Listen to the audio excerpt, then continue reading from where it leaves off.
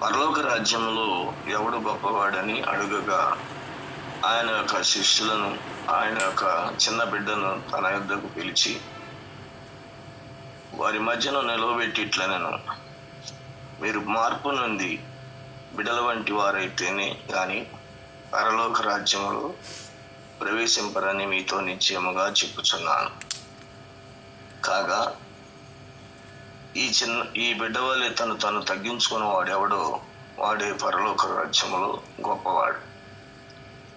చిన్న ప్రార్థన చేసుకుందామండి. మహోన్నతుడ, పరిశుద్ధుడ, ప్రేమ గల మా తండ్రి, నీ పరిశుద్ధమైన నామానికి స్తుతిస్తున్నాను. దేవా, నీ కృపను బట్టి, నీ ప్రేమను బట్టి మరొక దినము మీరు మాకు అనుగ్రహింపచేసినందుకు స్తుతిస్తున్నాను. ఈ ఉదయ కాలము జూమ్లో ప్రభువా అనేకమైన మేము కూర్చొని నీ వాక్యాన్ని వింటున్నాము తండ్రి. ప్రార్థిస్తున్నాం దేవా, నీ మాటలు మాకు అనుగ్రహింపచేసి మాతో మాట్లాడండి. నీ మాటల ద్వారా మేము మేలు పొందుటకు తగిన సహాయంగా ఇచ్చేయమని, నన్ను బలపరచమని, నన్ను మరుగు చేయమని, నన్ను నీ మాటల నుంచి మీరే మాట్లాడమని మా ప్రభువును మా రక్షకుడును మీ ప్రియ కుమారుడైన యేసుక్రీస్తు పరిశుద్ధ నామమున వేడుకొని ప్రార్థన చేయుచున్నాను తండ్రి. ఆమేన్.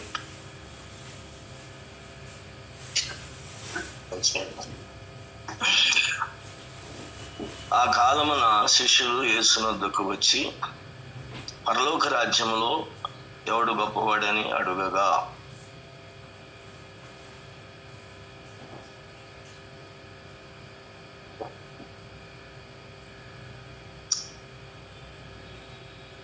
ప్రభు శరీరధారిగా ఉన్న దినాల్లో 3.5 సంవత్సరము స్వార్థను అందించారు, శిష్యులను ఏర్పరచుకున్నారు. ఆ శిష్యులు కూడా ఎవరంటే పామరు, వారు చేపలు పట్టువారని వ్రాయబడి ఉంది. కనుక వారు ప్రభు దగ్గర శిక్షణ పొందుచు ప్రభువుని వెంబడిస్తూ వారిలో ఒక ఆలోచన వచ్చింది. పరలోక రాజ్యంలో ఎవడు గొప్పవాడని అడుగ్గా ఆయన యొక్క చిన్న బిడ్డను తన యొద్దకు పిలిచి వారి మధ్యను నిలవబెట్టి ఇట్లనెను, మీరు మార్పు నంది బిడల వంటి వారైతేనే గాని పరలోక రాజ్యంలో ప్రవేశింపరని మీతో నిశ్చయముగా చెప్పుచున్నాను. శిష్యులు అడిగినటువంటి ప్రశ్న ఏమిటంటే, పరలోక రాజ్యంలో ఎవరు గొప్పవారు? ప్రభు చెప్పిన ఆన్సర్ ఏంటంటే, మీరు పరలోక రాజ్యంలో ప్రవేశించే విధానం ప్రభు శిష్యులు చెప్తున్నారు. మీరు పరలోక రాజ్యంలో ప్రవేశించాలంటేనే మీరు మార్పు చెంది చిన్న బిడ్డల వంటి వారు కావాలి అని ప్రభు చెప్తున్నారు. వీడు పరలోక రాజ్యంలో గొప్పవారు ఎవరు అనండి. అసలు ముందు ప్రవేశమే లేకుండా అక్కడ గొప్పతనం ఇక్కడ కోరుకుంటున్నారు. అసలు ఎలాగ ప్రవేశించాలి అంటే ప్రభు చెప్పారు, మీరు మార్పు నుండి బిడల వంటి వారైతేనే కానీ పరలోక రాజ్యంలో ప్రవేశింపరని మీతో నిశ్చయముగా చెప్పుచున్నాను. కనుక మన జీవితంలో పరలోకం అంటే ఎక్కడుందో మనకు తెలియదు. భూలోకంలో ఉన్నాం. దేవుడు ఆత్మస్వరూపి. దేవుని ఎవరు ఎన్నడూ చూడలేదు. అయితే దేవుడు అక్షయుడు, అదృశ్యుడు, కంటికి కనబడరు, ఉన్నాడు. మనం అందరము కూడా దేవుడు ఉన్నాడని మనం నమ్మి విశ్వసించి దేవుని రాజ్యంలోనికి ప్రవేశిస్తామని నమ్ముతున్నాం. దేవుడు మానవుని రూపకల్పన చేయటంలో ఆత్మ, శరీరాలు 2 ఉన్నాయి. శరీరము శాశ్వతం కాదని, ఆత్మ శాశ్వతమైందని, దేవునితో సదాకాలము దేవునితో నివాసం చేస్తుందని మనం నమ్ముతున్నాం. అయితే పరలోక రాజ్యంలోనికి మనం ప్రవేశించడానికి మొట్టమొదట మార్పు చెందాలి. మార్పు అంటే ఏమిటి అనేది మనం తెలుసుకోవాలి. అసలు మనం ఏమై ఉన్నామో అనేది మనం తెలుసుకుంటే మన మార్పు కొరకు మనం ఆలోచన కలిగి ఉంటాం. తన పొరపాట్లను గ్రహించగలిగినటువంటి వారు ఎవరు, తన పొరపాట్లను గుర్తించగలిగినటువంటి వారు ఎవరని దేవుని వాక్యం ఉంది. కనుక మన పొరపాట్లను మనం గుర్తించగలిగినప్పుడు మనం ఏమై ఉన్నామో మనకు అర్థం అవుతుంది. కనుక తన పొరపాట్లు తనకు అనుగుణంగా వల్ల వాడు ఎవడు, నేను రహస్యముగా చేసిన తప్పులు క్షమించి నన్ను నిర్దోషిగా తీర్చుము. పాపాలను క్షమించడానికి మనిషి కుమారునికి అధికారం కలదని మీరు తెలుసుకునవలెనని ప్రభు చెప్పారు. పరలోకము నుండి భూలోకానికి ప్రభు వచ్చి నీ పాపములు క్షమించబడ్డవి అని చెప్తే అక్కడున్న పరిసయ్యులు, శాస్త్రులు పాపాలు క్షమించటానికి ఇతను ఎవరు, దేవుడు ఒక్కడే కదా అని వారికి ఆలోచన వచ్చింది. అయితే మనిషి కుమారుడు పాపములు క్షమించడానికి అధికారం ఉన్నది అని చెప్పాడు. ఒక పాపాత్మురాలైనటువంటి స్త్రీ ప్రభు యొద్దకు వచ్చి, ప్రభు ఆ భోజన పంక్తిలో కూర్చున్నప్పుడు ప్రభు పాదాల దగ్గరికి వచ్చి కన్నీళ్లు విడుస్తూ కన్నీళ్లతో ప్రభు యొక్క పాదాలు తడిపి తన తల వెంట్రుకలతో తుడిచి అత్తరు రాసి పాదాలు ముద్దు పెట్టుకునేను రాయబడి. అయితే ప్రభు చెప్పిన మాట ఏంటంటే, కుమారి నీ విశ్వాసము గొప్పది, నీవు నీ పాపములు క్షమించబడ్డవి, నువ్వు సమాధానము గలదానివై వెళ్ళమని వాక్యం. కనుక దేవుని దగ్గరికి పాపాలు మనం తీసుకొని వెళితే ఈ యేసుక్రీస్తు ప్రభువు మన నిమిత్తము, మన పాపముల నిమిత్తము ఆయన పరలోకము నుండి రక్తమాంసంతో శరీరధారిగా లోకానికి వచ్చి ఎలాంటి పాపికైనను ఆయన రక్తం ద్వారా మనకి విమోచన కలుగుతుందని మనం విశ్వసించగలిగినట్లయితే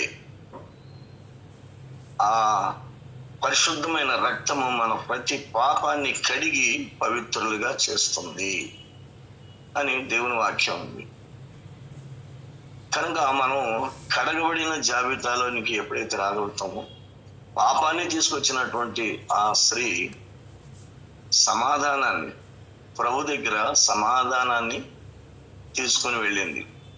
అలాగనే ఈ దినాల్లో కూడా ప్రభుని నమ్ముకున్నాం, మేము మా పేర్లు మార్చుకున్నాం, మేము ఈ జాబితాలోకి వచ్చాము, ఒకప్పుడు అన్యులుగా ఉన్నాము, ఇప్పుడు ప్రభుని నమ్ముకున్నాము అనుకుంటారు. కానీ ప్రార్థనకు వస్తారు. ఒకప్పుడు ఒక రీతిగా ఉన్నారు, ఇప్పుడు ప్రార్థనకు వస్తున్నారు. కానీ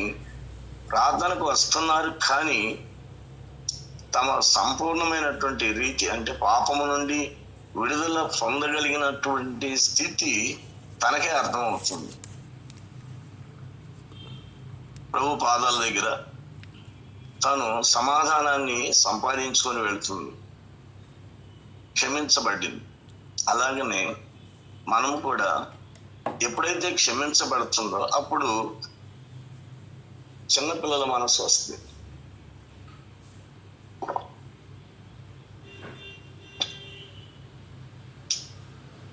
అప్పుడు తన స్వభావం మారిపోతుంది. తన అంతరంగంలో ఉన్నటువంటి ఆ నైజము మారిపోతుంది. లోకంలో ఉన్నటువంటివి, లోక మాలిన్యం అంతా కూడా కడగబడుతుంది. ఆ కడగబడినటువంటి వ్యక్తి పరిశుద్ధం అవుతాడు. కనుక ప్రభు చెప్పిన మాట కూడా ఏంటంటే, నేను పరిశుద్ధులను మీరు పరిశుద్ధులు కండి అని అన్నారు. మనం ఈ రీతిగా దేవుడు మనల్ని పరిశుద్ధులుగా చేసి తన ప్రజగా, వారు ఎవరైనా సరే, వారు అన్యులైనా యూదులైనా ఎవరైనా సరే, యేసుక్రీస్తు ప్రభు యొక్క రక్తములో మన ప్రతి పాపము కడగబడుతుంది అని దేవుని వాక్యం ఉంది. ఈ ఎక్స్పీరియన్స్ మీద, మనం అనుభవం మీద చూడాల్సిందే తప్ప మన జీవితంలో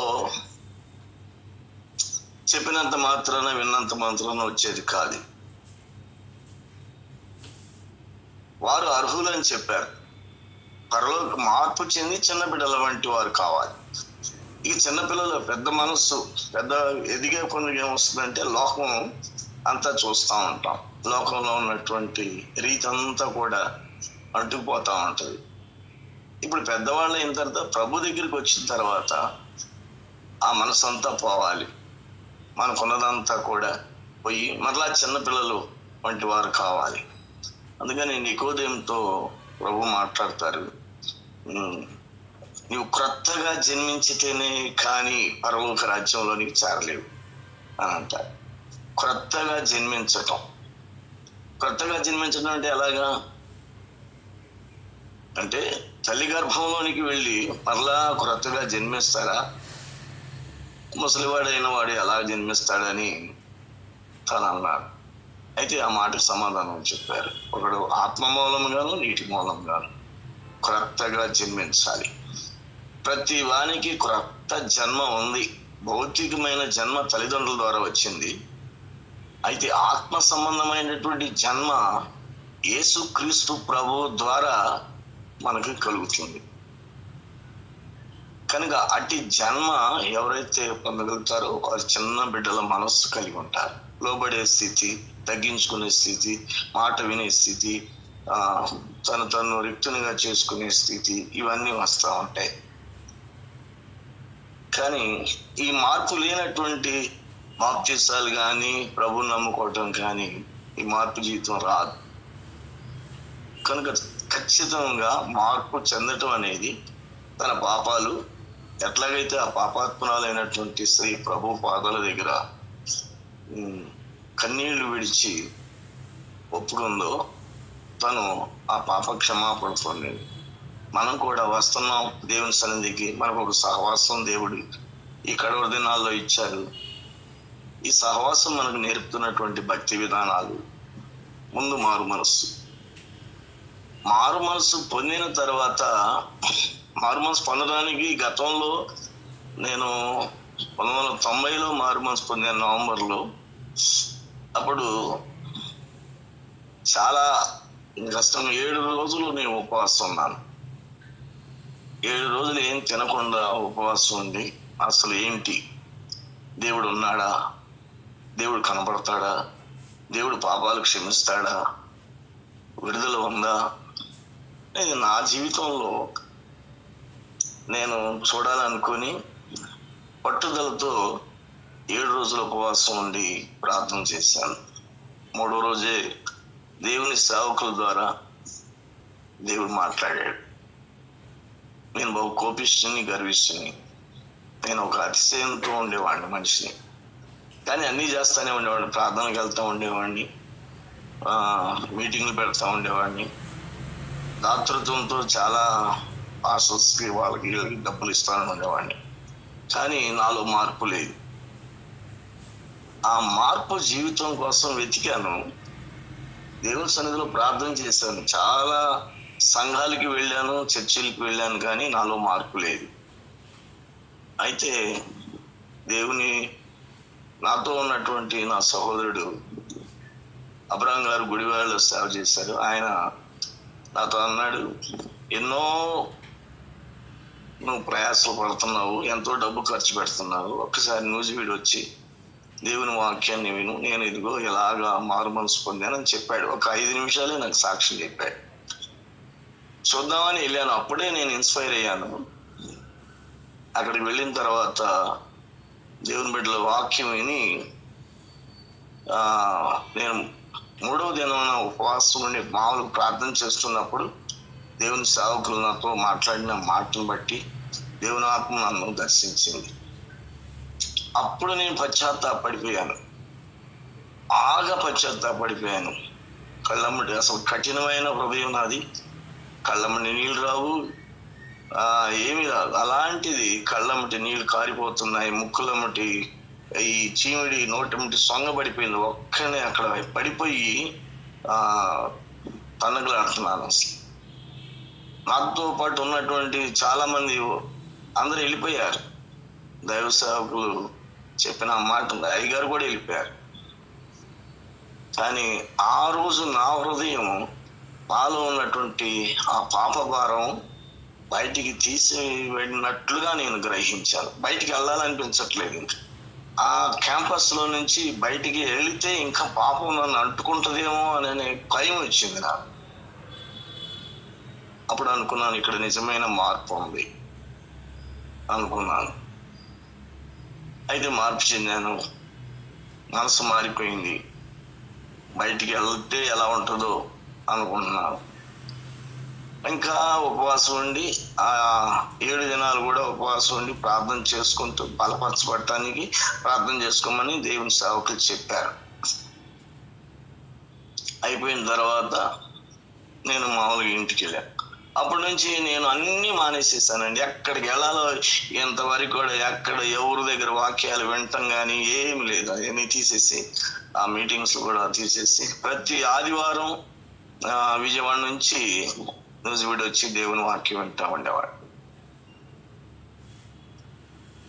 అయితే నాకు నా పాపంలో నుంచి నన్ను బయటికి తీశాడు దేవుడు అని అనుకుని ప్రతి వారము నేను, నా భార్య, పిల్లలు, ఇంకా మా సహోదరులు విజయవాడ నుంచి వస్తూ ఉండేవారు. ఆ తర్వాత కంటిన్యూగా ఇంకా ఇక్కడికి వస్తున్నప్పుడు నాలో ఇంకొన్నటి పాపం పోయింది కదా. కొంతకాలం అలా వస్తున్నప్పుడు అనారోగ్య పరిస్థితులు ఏర్పడ్డాయి, వ్యాధులు వచ్చినాయి. లెక్కేస్తే 20 వ్యాధులు. డాక్టర్స్ ట్రీట్మెంట్ లేదన్నట్లుగా వీడికి మెంటల్ వచ్చేసింది అని సైకాలజిస్ట్ దగ్గర పంపించారు. మెంటల్ హాస్పిటల్లో అక్కడ పడేయమని చెప్పారు. ఏదో ఇంకో అలాంటి పరిస్థితి నాకు ఏర్పడింది. లీవ్ ఇవ్వమంటే ఆఫీసర్స్ లీవ్ ఇవ్వట్లేదు, డాక్టర్స్ ట్రీట్మెంట్ ఇవ్వట్లేదు, లేని పరిస్థితి. అలాంటి పరిస్థితి ఏర్పడిపోయింది. ఆ దినాల్లో నాకు జ్ఞాపకం వచ్చింది ఏంటంటే, ప్రభువా నా పాపమంతా క్షమించావు కదా, క్షమించబడిన స్థలము ఒక స్థలం ఉంది.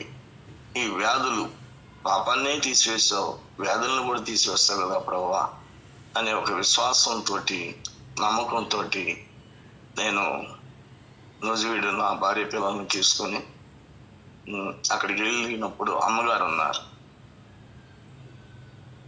అయ్యగారు అమెరికా వెళ్ళి ఉన్నారు. ఫస్ట్ అమ్మగారిని, అమ్మ కొంచెం స్థలం నాకు ఇవ్వండి, ఎక్కడో సార్లు నేను ఉంటాను, ఇక్కడ ఉంటే నేను స్వస్థత పొందుతాను, నాకు ఆరోగ్యం వస్తుంది, దేవుడిస్తాడమ్మా అని నేను అమ్మగారిని అడిగినప్పుడు అమ్మగారు చేర్చుకున్నారు. అయ్యా ఇది ఒక కొబ్బరి నూనె తీసుకొచ్చి, అమ్మగారే తీసుకొచ్చి అది ప్రార్థన చేసి, ఇదే నీకు మందు, ఇదే నీ శరీరానికి రాసుకో, ఇదే నీ కడుపుకి తీసుకోమని చెప్పారు. అట్లానే ఆ నూనె నోట్లో వేసుకునేవాడిని, శరీరానికి రాసుకున్నాను. వీళ్ళ డాక్టర్స్ కి సాధ్యం కానిటువంటి చికిత్స దేవునికి సాధ్యము. దేవుని బిడ్డల ద్వారా నేను ఆ స్థలంలో ఉండటం వల్ల ఆశ్చర్య రీతిగానే ఆ వ్యాధులన్నీ కూడా నాలో నుంచి వెళ్ళిపోయింది. నాకు విడుదల వచ్చేసి నేను కొంతకాలం పాటు నూజివీడులోనే ఉండి విజయవాడ డ్యూటీకి వెళ్తూ వస్తుండేవాడిని. నాతో నా పనిచేసే అసిస్టెంట్ ఒక అతను నా పరిస్థితి చూసి, నేను డ్యూటీ నుంచి ఇంటికి వెళ్ళేటప్పుడు పడిపోతా, వామిటింగ్స్, నేను అలాగ అయిపోతుంటే ఇతను ఎక్కడ చచ్చిపోతాడో అని చెప్పేసి నన్ను జాగ్రత్తగా తీసుకెళ్ళి ఇంటికాడ మా భార్యకు అప్పగించేసేసి ఆయన భయపడి వెళ్ళిపోయాడు. అలాంటి స్థితి నాది. పాపం నుంచి విడుదల పొందాను, వ్యాధుల్లో నుంచి కూడా విడుదల పొందాను. అంత గొప్ప విడుదల దేవుడు నాకు అక్కడ ఇచ్చారు. అలాగా నేను ఇక ఎక్కడ వాక్యం వినడానికి ఇష్టం లేదు. గతంలో ఎన్నో స్థలాలకు వెళ్ళి వాక్యాలు వినేవాళ్ళం, ఎంతో ఖర్చు పెట్టేసి చేసేవాళ్ళం. కానీ ఇక్కడ దేవుని యొక్క శక్తి ఉంది అని ప్రతి వారము ఆ స్థలానికి వెళ్ళి వాక్యం విని మేలు పొందాను. ఇప్పటికి 35 సంవత్సరాలు అవుతుంది. ప్రియులారా, నేను ఏ మాసం కూడా, అంటే ఏ నెల కూడా సెకండ్ సాటర్డే ఆగలేదు. ఎక్కడున్నా సరే నేను ఆ సెకండ్ సాటర్డేకి ఆ స్థలానికి వస్తాను. ఆ కంటిన్యూషన్లో నేను పొందిన మేలు ఏంటంటే నా ఆత్మీయతని కాపాడుకోవటం జరిగింది. విడిచిపెట్టినవి ఏవి మళ్ళీ రాలేదు నాకు. నేను రాయల్ స్మోకర్ని. నేను 4 పెట్టెలు 5 పెట్టెలు సిగరెట్లు కాల్చేవాడిని, 10-15 టీలు తాగేవాడిని, సినిమాలు చూసిన సినిమాలే 10-15 సార్లు చూసేవాడిని. ఆ నోటికి చెడ్డ మాటలు, అన్ని వల్గర్ లాంగ్వేజెస్, అన్ని బూతు మాటలు మాట్లాడేవాడిని. అలాంటివన్నీ కూడా పోయి అవి మరలా రాలేదు. ఈ కంటిన్యూషన్లో దేవునితో, దేవుని బిడ్డలతో నేను ఈ కంటిన్యూషన్లో ఉండడం వలన ఈ పోయిన వ్యాధులు కూడా మరలా నాకు ఇవి రాలేదు. రీసెంట్గా మోకాళ్ళు నొప్పులు వచ్చినాయి. ఆ నొప్పులు కూడా 2 కాళ్ళు ఆపరేషన్ చేయాలన్నారు డాక్టర్స్. మంచి హాస్పిటల్స్ నేను చూపించినప్పుడు వాళ్ళంతా ఈ ఆపరేషన్ కేసు ఇది అని అంటే, అయితే కర్ర పెట్టుకొని నడిచేవాడిని నేను. అయితే ప్రభువా, ఇన్ని వ్యాధుల్లో నుంచి తీసివేసావు కదా, ఇది నీకు అసాధ్యమా? నీకు సాధ్యమే. సాధ్యపరిచే దేవుడు కనుక నాయన నీవు ముట్టండి, స్వస్థపరచండి. చక్కగా కర్ర లేకుండా నడుస్తున్నాను, చాలా చాలా ప్రాంతాలకు వెళుతున్నాను నేను. దేవుడు ఆశ్చర్యకరుడు, గొప్ప కార్యం చేస్తాడు అని విశ్వసించి నమ్మి నేటికి కూడా నేను దేవుని బిడ్డలతో కలిసి దేవుని బిడ్డల దగ్గర వాక్యాన్ని రాసుకుంటూ ఎక్కువగా నాకు వచ్చిందంటే ప్రార్థన చేసుకోవడం నాకు మంచి అభ్యాసం అయింది. వేకునే లేచి ప్రార్థన చేస్తాను. ప్రతి దినం ఏ స్థలానికి వెళ్ళినా, ఎక్కడికి వెళ్ళినా ఆ టయానికి నాకు మెలకు దేవుడిస్తాడు. ఆ స్థలం లేచి నేను ప్రార్థన చేసుకుంటాను. ఇప్పటికీ క్షేమంగా ఉన్నా. అయితే పాపంలో నుంచి విడిపించారు ప్రభు, వ్యాధుల్లో నుంచి విడిపించారు, సహవాసంతో ఐక్యపరచబడుతూ ఉన్నాను. దేవుని బిడ్డలు సేవ చేయమన్నారు, వారు అప్పగించిన పనిని చేస్తున్నాను. అయితే నా అంతరంగ విధానంలో కూడా ఒక ఆలోచన, తలంపులలో నాకు జయం రావట్లేదు. ఎంతో ప్రార్థన చేస్తున్నాను. ప్రభా, మీరు ఇవ్వగలరు. పాపాన్నే క్షమించారు, వ్యాధుల్ని పోగొట్టారు, తలంపుల విషయంలో కూడా నేను జయం చూస్తానని ఒక నమ్మకం, విశ్వాసం నాకు. దేవుని బిడ్డలు చెప్పినటువంటి పని నాకు పైన నేను దేవుని చూడలేదు, కానీ దేవుని సేవకుల్లో దేవుని నేను చూశాను. ఎందుకంటే ఆయన యొక్క లక్షణాలు దేవుని చూశానంటే ఆయన రూపం చూడటం కాదు, కానీ అయ్యగారులో దేవుని యొక్క గుణగణాలు, లక్షణాలు వాక్యం చెబుతున్నప్పుడు ఆ వాక్యంలో ఉన్నటువంటి ఆ సారాంశాన్ని గుర్తించగలిగే ఆ స్థితికి వచ్చినప్పుడు ఆ పోలికలోనికి రావాలి అని దేవుని బిడ్డల యొక్క పోలికలోనికి రావడానికి ప్రయత్నం చేస్తూ ఉన్నాను. కానీ ఆ అంతరంగ విషయం కూడా దేవుని సన్నిధిలో దేవుని బిడ్డలతో కలిసి నేను పంచుకోవాలని కూడా నాకు ఆశ ఉంది. అయితే ఏ పాపము లోకమాలిన్యం అంటదు, ధనాపేక్ష కానీ ఏదీ లేదు, అన్నీ తీసివేసుకున్నాను. అంటే నేను ధనాపేక్ష అంటే డబ్బు సంపాదించాలనే కోరిక మొదట్లో ఉండేది. దేవుడు నాతో మాట్లాడాడు. ఒకనొక పట్టణానికి వెళ్ళి వ్యాపారం చేసి ధనము సమకూర్చుకును నా రెండు అనుకున్న వారులారా, రేపు సంగతి ఏమవుతుందో నీకు తెలుసా? రేపు దినం అన్నది యాకోబు పత్రికలో ఉన్న మాట. ఆ మాటను బట్టి నేనేం చేశానంటే డబ్బు సంపాదించడమే మానేశాను. ఆ డబ్బు వలన నాకు నష్టం కలుగుతుందని గ్రహించాను. అయితే ప్రభువును సంపాదించుకోవాలని, ప్రభు ద్వారా నాకు ఈమెయిల్ కలిగినట్లుగా పాపం పోగొట్టుకున్నాను. మళ్ళీ దాని వైపు తిరగట్లేదు మనసు. కానీ వ్యాధులు పోగొట్టుకున్నాను, ఆ వ్యాధులు మళ్ళీ రిపీటెడ్గా నాలోనికి రావట్లేదు. మరి నా హృదయాన్ని కూడా బాగు చేయగలిగే దేవుడు. అందుకనే నా కుమారుడా నీ హృదయం నాకు ఇమ్మని దేవుని వాక్యం ఉంది. ఆ హృదయాన్ని ప్రభుకి ఇచ్చి దేవుని బిడ్డలతో కలిసి నా హృదయాన్ని బాగు చేసుకోవాలి. ఇప్పటికి 70% నేను చూడగలుగుతున్నాను వాటి తలంపుల మీద జయాన్ని. ఇంకా మిగతా ఉన్నాయి కూడా దేవుని బిడ్డలతో ఐక్యపరచబడి అనుబంధాన్ని కలిగి వాటిని పోగొట్టుకోవాలని ఆశ. పిల్లరా, మనం వాక్యం వింటున్నాం, దేవుని బిడ్డల దగ్గరికి వస్తున్నాం, కానీ జీవితాన్ని మనం చూడకుండా ఒకవేళ మన కాలం ముగించిందంటే బలహీనమై మన దశ ఏంటో తెలియదు. ఏ దిక్కునో మనం ఉంటామో, ఏ దారిని మనం వెళ్తామో తెలియదు. కనుక ఇక్కడ శిష్యులైనటువంటి వారు ప్రభుని అడిగిన మాట ఏంటంటే, పరలోక రాజ్యంలో ఎవరు గొప్పవారు? అసలు పరలోక రాజ్యంలోనికి చేరడానికే అర్హతను సంపాదించుకుంటే చాలు అనుకుంటే అది చాలు. కానీ గొప్పవాళ్ళు ఎవరు అని అనుకుంటే, ఇక్కడ గొప్పవాళ్ళు ఎవరు అనుకుంటే, ఇక్కడ అనుకుంటారు భౌతికంగా చూస్తే ధన సంపదలు కలిగిన వారు గొప్పవారు, ఇక్కడ అధికారంలో ఉన్నవారు గొప్పవారు, లేదా పెద్ద పెద్ద సంఘాలు, పెద్ద పెద్ద సంస్థలు వాటిని నడిపిస్తున్నటువంటి వాళ్ళు గొప్పవాళ్ళుగా పరిగణించబడతారు ఇక్కడ. కానీ ప్రభు చెప్పిన మాట ఏంటంటే, మీరు మార్పు చెంది ఇక్కడ 4వ వచనంలో, కాగా ఈ చిన్న బిడ్డ వలె తను తగ్గించుకున్న వాడెవడో వాడే పరలోక రాజ్యంలో గొప్పవాడు. క్రైస్తవ జీవితం అంటేనే తగ్గింపు జీవితం, వినే జీవితం, లోబడే జీవితం, మాట వినే స్థితి. మాటలు చెప్పేవాళ్ళు మనకు దొరకాలి, చెప్పేవాళ్ళు ఉన్నా వినేవాళ్ళు కనబడతలా. ఇంత గొప్ప మంచి వాక్యాన్ని బోధిస్తున్నటువంటి స్పిరిచువల్ నాయకులు మనకున్నప్పుడు ఆ మాటలు తీసుకోవటానికి ముందుకు రాలేనటువంటి స్థితి చాలా మందిలో కనబడుతుంది. అది నాలో కూడా.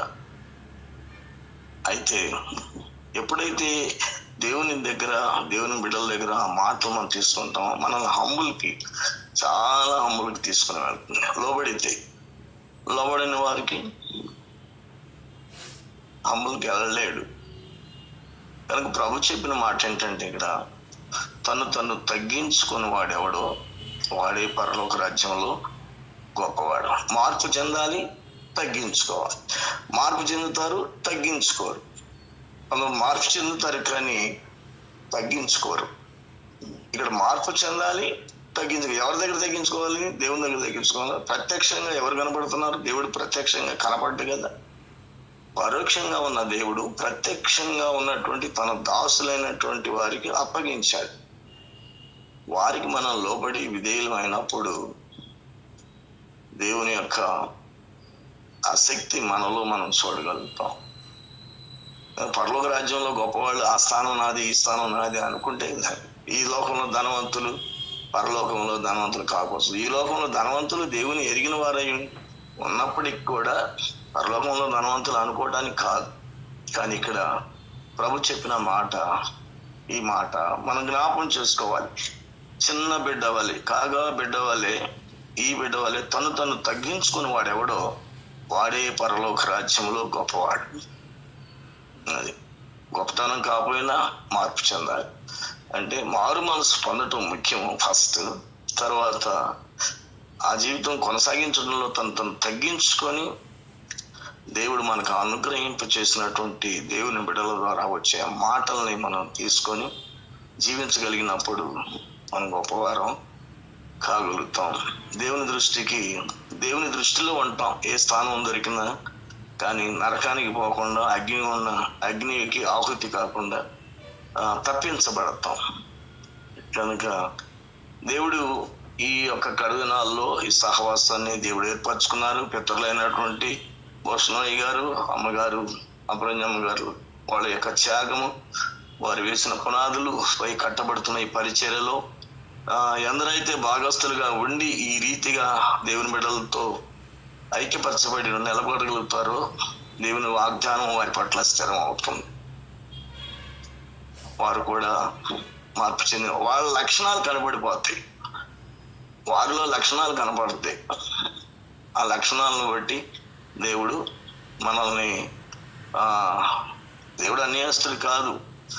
ఆయన అన్యాయం చేయటం అసంభవం. నా జీవితంలో కూడా నేను అనారోగ్య పరిస్థితిలో ఉన్నప్పుడు నేను ప్రభువుని అడిగేవాడిని, ప్రభా నేను బ్రతుకుతానా చనిపోతానా అంటే దేవుడు నాతో మాట్లాడిన మాట ఏంటంటే, విజ్ఞానం గల మనుషులారా, దేవుడు అన్యాయం చేయుట అసంభవం అని ఆ యోబు గ్రంథంలో నుంచి ఆ మాటలు నాకు 34వ అధ్యాయం అనుకుంటా, ఆ మాటలు నాకు అందుతా ఉంటే నేను అప్పుడు అనుకునేవాడిని, దేవుడు నాకు తప్పనిసరిగా స్వస్థత ఇస్తాడు అనుకునేవాడు. దేవుడు అన్యాయం చేయటం అసంభవము, సర్వశక్తుడు దుష్కార్యము చేయటం అసంభవము అని దేవుని వాక్యము 34:10 యోబు గ్రంథంలో దేవుడు తప్పనిసరిగా అలా ఉంచాడండి. ఎప్పుడో భూస్థాపనలో మట్టి అయిపోవలసిన నేను ఇప్పటికి 30 సంవత్సరాలు అయింది, మారు మనసు పొంది వ్యాధుల నుంచి కూడా బయటపడి 30 సంవత్సరాలు అవుతుంది ఉన్నాను. ఇప్పుడు మంచి చురుకుతనం దేవుడు నాకు ఇచ్చారు.